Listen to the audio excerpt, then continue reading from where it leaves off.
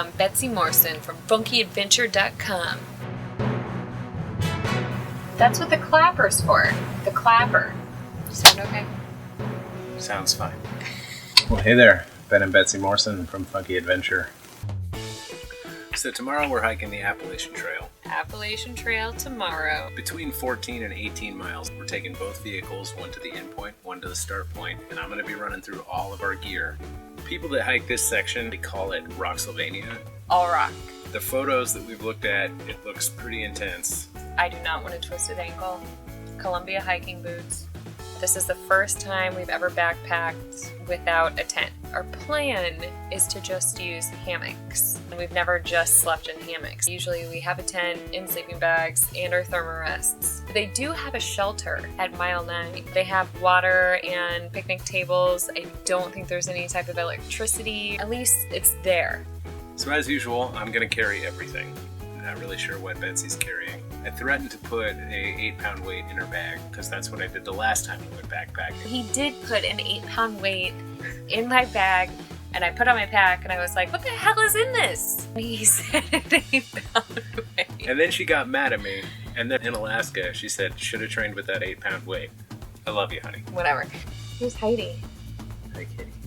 See, those were white socks. You see the little white things? Those are no-see-ums. No CMs are black. They're like little flies. Her mom's a little fly.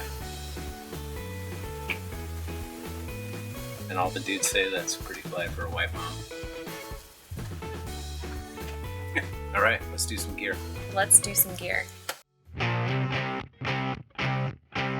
5 things you'll never see me without. First one is a good pocket knife, a steel body, and a steel blade. This is really important because plastic bodies will break and then you'll just be holding the knife part trying to saw your way through something. Second, stormproof lighter. It's turned off so that it doesn't bleed gas in your bag if it gets pressed down for some reason. It works when it's wet, works in the wind, save your butt, and you don't have to fuss with matches. Third thing I always carry, SUREFIRE backup light.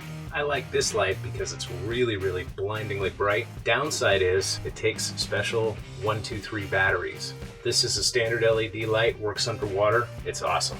Fourth thing that you always find me with is a good Leatherman multi-tool.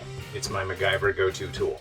Last thing, and this is the heaviest item that I carry an all-metal axe. I just like a good solid axe. It's a hammer, it's a cutting tool. I'm gonna carry it just in case. Some people like to skimp on first aid.